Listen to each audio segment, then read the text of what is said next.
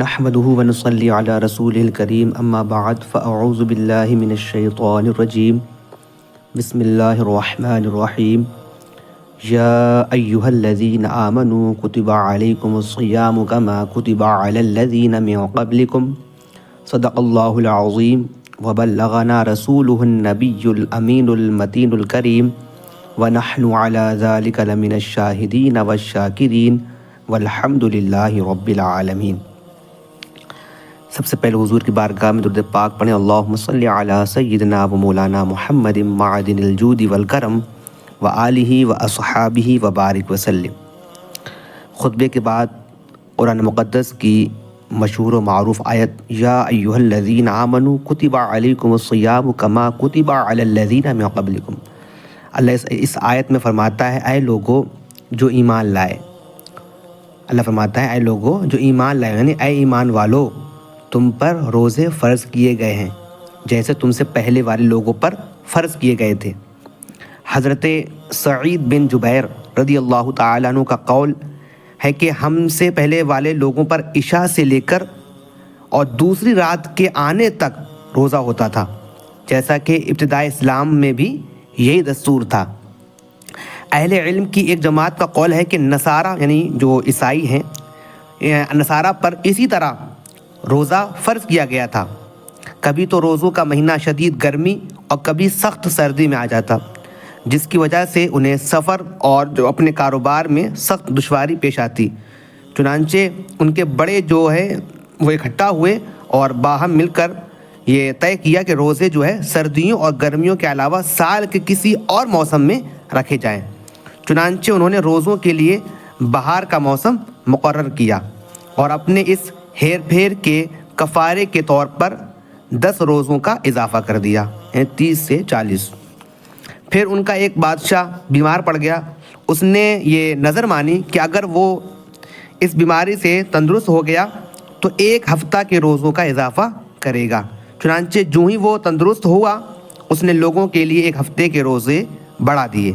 جب یہ بادشاہ مرا اور دوسرا بادشاہ ان کا حکمران بنا تو اس نے لوگوں کو حکم دیا کہ تم پورے 50 روزے پورے کرو۔ پہلے 30 تھے، پھر 40 نے 1 ہفتے کے بڑھا دیے اور پھر تھے جا کر 50 کر دیے۔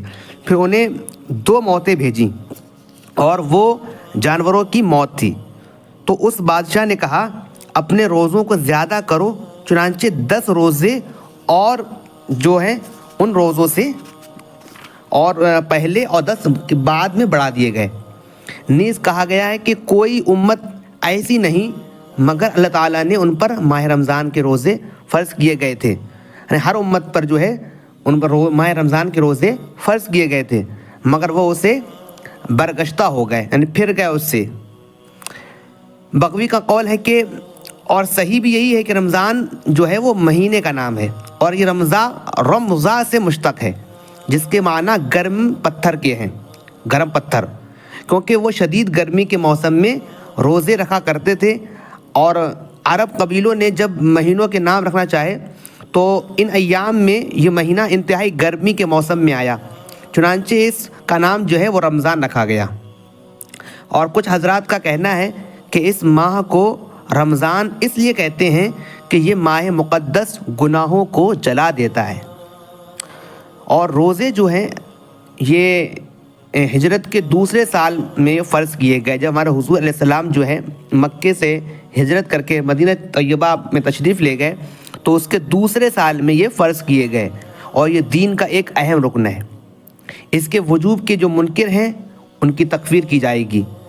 احادیث مقدسہ میں اس ماہ کے بہت سے فضائل منقول ہیں، جن میں سے ایک حدیث یہ ہے کہ حضور علیہ السلام نے فرمایا جب رمضان المبارک کی پہلی رات آتی ہے تو جنت کے تمام دروازے کھول دیے جاتے ہیں اور پورا ماہ رمضان ان میں سے کوئی دروازہ بند نہیں کیا جاتا، اور اللہ تبارک و تعالیٰ پکارنے والے کو حکم دیتا ہے، جو ندا کرتا ہے کہ اے نیکی کے طلب کرنے والے، اے نیکی کے طلب کرنے والے متوجہ ہو، اور اے گناہوں کے طلبگار رک جا۔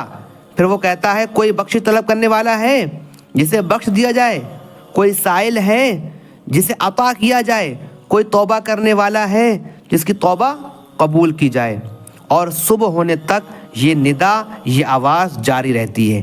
اور اللہ تعالیٰ ہر عید الفطر کی رات جو ہے 10 لاکھ ایسے بندوں کو بخشتا ہے جن پر عذاب واجب ہو چکا تھا۔ سبحان اللہ۔ حضرت سلمان فارسی رضی اللہ تعالی عنہ سے مروی ہے کہ حضور صلی اللہ تعالی علیہ وسلم نے ہمیں جو ہے شعبان کے آخری دن خطبہ دیا اور فرمایا، اے لوگو، تم پر ایک عظیم مہینہ سایہ فگن ہے جس میں لیلۃ القدر ہے جو 1000 مہینوں سے بہتر ہے۔ اللہ تعالیٰ نے اس کے روزوں کو فرض اور اس کی راتوں میں عبادت کو سنت قرار دیا ہے۔ جو شخص اس ماہ میں کسی نیکی سے قرب حاصل کرتا ہے اسے دیگر مہینوں میں فرض کی ادائیگی کا ثواب ملتا ہے، اور جس نے فرض ادا کیا وہ ایسے ہے جیسے اس نے دوسرے مہینوں میں 70 فرائض ادا کیے، یعنی کہ اس ماہ رمضان میں ایک فرض ادا کرنے کا مطلب یہ ہے کہ 70 فرائض ادا کرنے کا ثواب۔ اللہ اکبر، سبحان اللہ۔ اور یہ جو مہینہ ہے یہ صبر کا مہینہ ہے، اور صبر کا اجر جو ہے وہ جنت ہے، اور یہ بھائی چارے اور ہمدردی کا مہینہ ہے۔ یہ ایک ایسا مہینہ ہے کہ جس میں مومن کا رزق زیادہ ہوتا ہے، اور جس شخص نے اس مہینے میں کسی روزے دار کا جو روزہ ہے وہ افطار کرایا تو اسے غلام آزاد کر دینے کا جو ثواب ملتا ہے، اور اس کے گناہ بخش دیے جاتے ہیں۔ ہم نے عرض کی، یا رسول اللہ صلی اللہ علیہ وسلم، ہم میں سے ہر شخص ایسی چیز نہیں پاتا کہ ہم پہ ایسی چیز نہیں ہے یا رسول اللہ جس سے وہ جو ہے ہم روزے دار کا روزہ افطار کرائیں۔ تو آپ علیہ السلام نے فرمایا، اللہ تعالیٰ یہ ثواب جو ہے اس شخص کو عطا کرتا ہے جو کسی بھی روزے دار کو روزہ جو ہے دودھ کے گھونٹ یا پانی کے گھونٹ یا کھجور سے افطار کراتا ہے، اور جس نے کسی روزے دار کو سیر کیا یعنی پیٹ بھر کر افطار کرا دیا تو یہ اس کے گناہوں کی بخشش ہوگی، اور اللہ تبارک و تعالیٰ اسے میرے حوض سے ایسا سیراب کرے گا کہ وہ اس کے بعد کبھی پیاسا نہ ہوگا، اور اسے بھی روزے دار کے برابر اجر ملے گا، ثواب ملے گا، لیکن روزے دار کے اجر سے کچھ بھی کمی نہیں کی جائے گی۔ اور یہ وہ مہینہ ہے جس کا اول جو ہے وہ رحمت ہے، یعنی پہلا عشرہ جو ہے، پہلے کے جو 10 دن ہیں وہ رحمت ہیں، جو دوسرا جو عشرہ ہے 11 سے لے کے 20 تک وہ مغفرت ہے، اور تیسرا جو عشرہ ہے وہ جہنم سے آزادی ہے۔ اور جس نے اس مہینے میں اپنے خادم سے تخفیف کی، نرمی کی اپنے غلام سے، اللہ تعالیٰ اسے جہنم سے آزادی دے گا۔ اس میں 4 کام بہت زیادہ کرو، 4 کام جو ہے بہت زیادہ کرو۔ 2 کاموں سے تم جو ہو اپنے رب کو راضی کرو گے، 2 کاموں سے اپنے رب تبارک و تعالیٰ کو راضی کرو گے، اور 2 کاموں سے تمہیں بے نیازی نہیں ہے، یعنی تم اسے چھوٹ نہیں سکتے، کرو گے ان کو بھی۔ اور وہ 2 کام جن سے تم اپنے رب کو راضی کرو گے وہ لا الہ الا اللہ کی شہادت اور استغفار کرنا ہے، یعنی کہ لا الہ الا اللہ اور استغفار کرنا۔ اور وہ 2 کام جن سے تمہارے لیے مفر نہیں ہے، مفر بھی لفظ ہوتا ہے اور مفر بھی، یعنی کہ چھٹکارا نہیں، آزادی نہیں ہے، تم کرو گے، وہ اپنے رب سے جنت کا سوال اور جہنم سے پناہ مانگنا ہے۔ ان احادیث میں جو فضائل ہیں اس میں ایک حدیث یہ بھی ہے کہ حضور علیہ السلام نے فرمایا، جس نے ایمان اور طلب ثواب کے لیے، ایمان کے حالت میں اور ثواب کی نیت سے، ثواب کی چاہت کے لیے ماہ رمضان کے روزے رکھے، اس کے اگلے اور پچھلے تمام گناہ بخش دیے جاتے ہیں۔ سبحان اللہ۔ نبی کریم رؤوف الرحیم صلی اللہ علیہ وسلم فرماتے ہیں، رب تبارک و تعالیٰ فرماتا ہے کہ انسان کا ہر عمل اس کے لیے ہے۔ کس کے لیے؟ اس کے لیے، انسان کے لیے ہے، سوائے روزے کے، پس تحقیق روزہ میرے لیے ہے۔ روزہ جو ہے وہ اللہ تبارک و تعالیٰ کے لیے، اور میں ہی اس کی جزا ہوں۔ اللہ کیا فرماتا ہے کہ انسان جب جو نیک کام کرتا ہے، جو بھی عبادت کر رہا ہے وہ اس کے لیے ہے، مگر روزہ جو ہے وہ میرے لیے ہے، اور اس کی جزا کیا ہے؟ وہ میں خود ہوں، جس کی جزا میں ہوں۔ اور تجھے ایسی عبادت کافی ہے جسے اللہ تعالیٰ نے اپنی ذات سے منسوب کیا ہے۔ سبحان اللہ۔ حضور علیہ السلام ارشاد فرماتے ہیں کہ ماہ رمضان میں میری امت کو 5 چیزیں دی گئیں۔ کتنی چیزیں؟ 5 چیزیں دی گئیں جو اس سے پہلے کسی امت کو نہیں دی گئیں۔ کیا کیا؟ پہلی چیز، روزے دار کے منہ کی بو اللہ کے یہاں جو ہے مشک سے زیادہ عمدہ ہے۔ اب اس کا مطلب یہ نہیں ہو گیا کہ اب جو روزے دار کے منہ کی جو بدبو ہے وہ اللہ کے یہاں جو ہے مشک سے زیادہ اچھی ہے، عمدہ ہے، تو اپنا منہ صاف نہ کرے، سستی برتی جائے، بلکہ رمضان میں مسواک کرنا جو ہے وہ دیگر ایام سے 10 گنا زیادہ ثواب کا موجب ہے، کہ جیسے اور دیگر مہینوں میں ہم جب مسواک کرتے ہیں جو ثواب ملتا ہے وہ اس مہینے بلکہ 10 گنا بڑھ جاتا ہے، سبحان اللہ۔ اور دوسری، ان کے افطار تک فرشتے جو ہیں ان کے لیے بخشش طلب کرتے ہیں، اور اس ماہ میں سرکش شیطان جو ہے وہ قید کر دی جاتے ہیں۔ اللہ تعالیٰ جو ہے ہر دن جنت کو سنوارتا ہے اور ارشاد فرماتا ہے کہ عنقریب میرے نیک بندے اس میں داخل ہوں گے اور ان سے تکلیف اور اذیت دور کر دی جائے گی، اور اس مہینے کی آخری رات میں انہیں بخشا جاتا ہے۔ عرض کیا گیا یا رسول اللہ کیا اس سے مراد لیلۃ القدر ہے؟ کہ جب بتایا گیا کہ آخری میں جو آخری رات میں انہیں جب بخشا جاتا ہے اس تو مراد لیلۃ القدر ہے یا نہیں؟ تو حضور نے فرمایا آپ کہ نہیں، لیکن کام کرنے والا کام پورا کر کے اپنا اجر پاتا ہے۔ یعنی کام کیا ہے؟ اس پورے ماہ کے جو روزے اس پر فرض تھے، عبادت فرض تھی، اس نے کری تو اس کا اجر پائے گا، اور اس کا اجر یہ ہے کہ اس کو جو ہے اس مہینے کی جو آخری رات میں بخش دیا جاتا ہے۔ اور اس ماہ کی کچھ اور خاص بات کیا ہے کہ انبیاء کرام علیہ السلام پر جو آسمانی کتابیں جو ہیں وہ اسی ماہ مبارک میں نازل کی گئیں۔ حضرت ابراہیم علیہ السلام پر جو صحیفے اترے وہ رمضان شریف کی پہلی تاریخ میں نازل ہوئے، اور توریت جو اتری وہ 6 رمضان شریف میں، اور زبور اور انجیل جو ہے وہ 13 رمضان شریف میں نازل ہوئی۔ رمضان شریف وہ برکت والا مہینہ ہے کہ اس کا دن ہو یا رات ہر وقت عبادت ہوتی ہے۔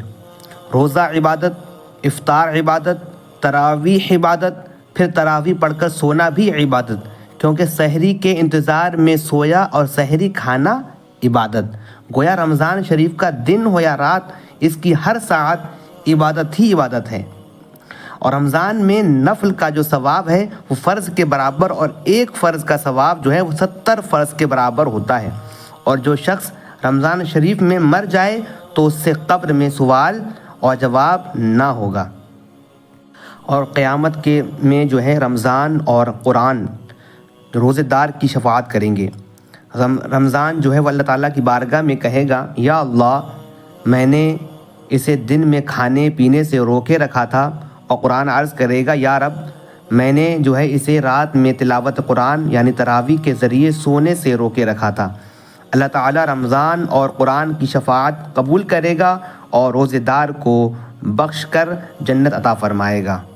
اور ہمارے پیارے رسول صلی اللہ تعالی علیہ وسلم نے فرمایا من صام رمضان ایمانا و احتسابا غفر له ما تقدم من ذنبی، جو شخص ایمان اور اخلاص سے رمضان کے روزے رکھے اللہ تبارک و تعالیٰ اس کے پچھلے تمام گناہ بخش دیتا ہے۔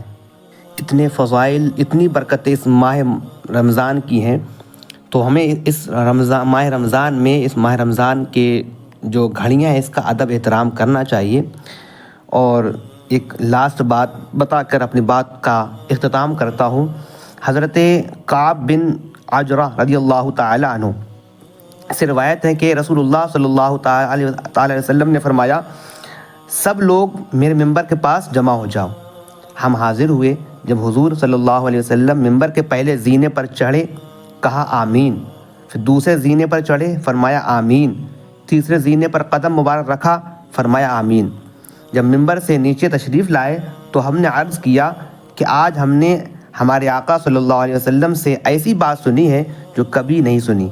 تو ہمارے آقا کریم صلی اللہ علیہ وسلم نے فرمایا کہ حضرت جبریل علیہ السلام آئے اور عرض کی وہ شخص دور ہو جائے یعنی ہلاک ہو جائے جس نے رمضان شریف پایا اور اپنی مغفرت نہ کرائی۔ تو میں نے کہا آمین، اور جب میں دوسری سیڑھی پر چڑھا تو حضرت جبریل علیہ السلام نے کہا وہ شخص دور ہو جائے یعنی ہلاک ہو جائے جس کے پاس میرا ذکر ہو اور وہ شخص مجھ پر درود نہ پڑھے۔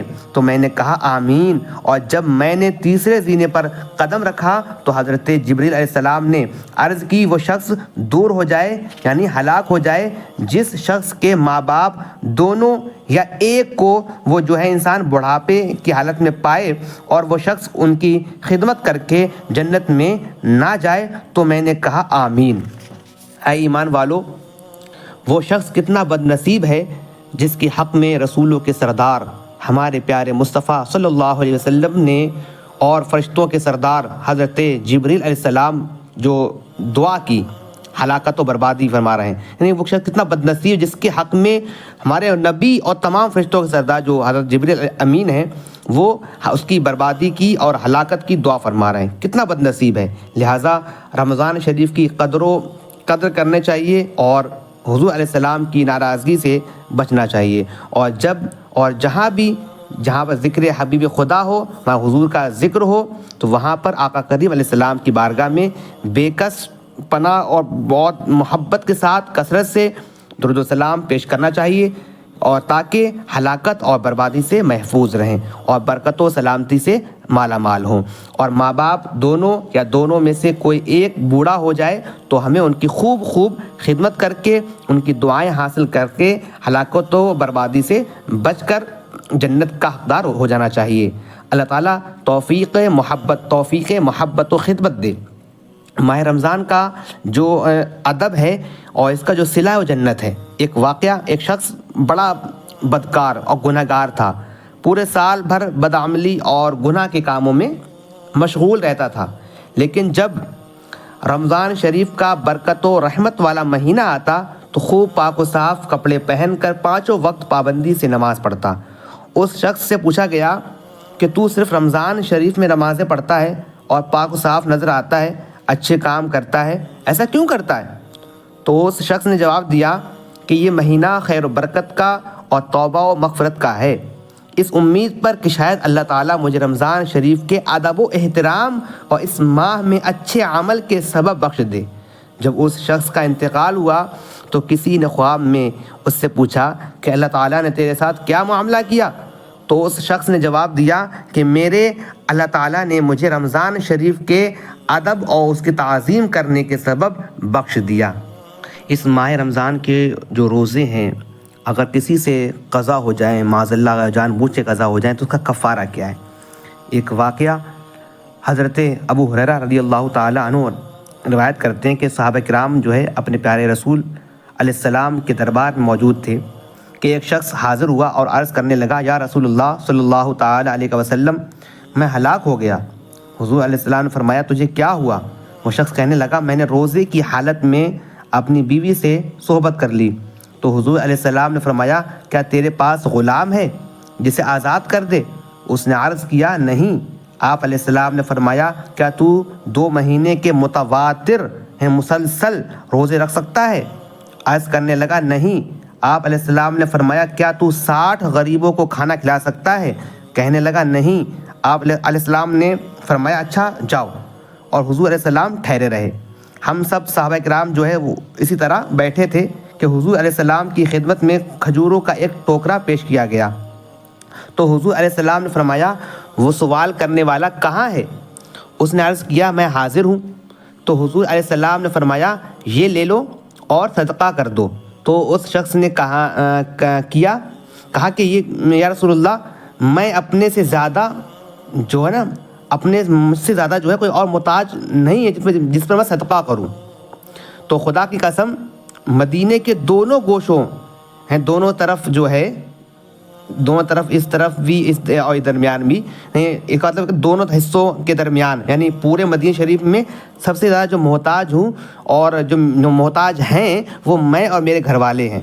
تو حضور نے فرمایا، فضحک النبی صلی اللہ علیہ وسلم حتی بدت انیابہ ثم قال اطعمہ اہلک۔ بس حضور علیہ السلام مسکرائے یہاں تک کہ آپ کے مبارک دانت چمکنے لگے، پھر فرمایا، اپنے گھر والوں کو ہی کھلا دو۔ اے ایمان والو، اللہ تعالیٰ نے ہمارے پیارے رسول صلی اللہ علیہ وسلم کو محتاج نہیں بلکہ مختار بنایا ہے۔ کسی کے لیے ایک چیز حرام فرما دیں اور دوسرے کے لیے وہی چیز حلال فرما دیں۔ یہ شان صرف ہمارے پیارے آقا مصطفیٰ کریم علیہ السلام کے لیے خاص ہے۔ سنو اور اپنے ایمان کو تازہ کرو کہ ہمارے سرکار امت کے غمخوار نبی مختار صلی اللہ علیہ وسلم نے اس شخص کو خود کے کفارے کی کھجوروں کو کھانے کی اجازت دے دی۔ حالانکہ مسئلہ یہی ہے کہ کوئی شخص جو ہے اپنی زکوٰۃ اور اپنے کفارے کی چیزوں کو یا جو اس پر صدقہ واجب ہے اپنے استعمال میں نہیں لا سکتا، لیکن اس شخص کو خود کے کفارے کی کھجوریں کھانے کے لیے حلال فرمایا اور بتا دیا کہ اللہ تعالیٰ نے مجھے محتاج نہیں بلکہ مختار بنایا ہے، اور جس کے لیے جو حکم چاہوں صادر فرما دوں، اور میری ہی اداؤں اور مرضی کا نام شریعت ہے۔ اور اس شخص کے لیے کفارہ روزہ توڑنے کی سزا کو میں نے اللہ تعالیٰ کی عطا سے رحمت و نعمت بنا دیا۔ خوب فرمایا عاشق مصطفیٰ پیارے رضا اچھے رضا امام احمد رضا فاضل بریلوی رضی اللہ تعالی عنہ نے کہ میں تو مالک ہی کہوں گا کہ وہ مالک کے حبیب، میں تو مالک ہی کہوں گا کہ وہ مالک کے حبیب، یعنی محبوب و محب میں نہیں میرا تیرا، اور واہ کیا جود و کرم ہے شہ بطحا تیرا، واہ کیا جود و کرم ہے شہ بطحا تیرا، نہیں سنتا ہی نہیں مانگنے والا تیرا، نہیں سنتا ہی نہیں مانگنے والا تیرا۔ اللہ تعالیٰ ہم سب کو اس ماہ مقدس کے پورے روزے رکھنے کی اور اس ماہ کی تمام عبادتوں کو خلوص اور محبت کے ساتھ پڑھنے کی، ادا کرنے کی توفیق عطا فرمائے، آمین یا رب العالمین۔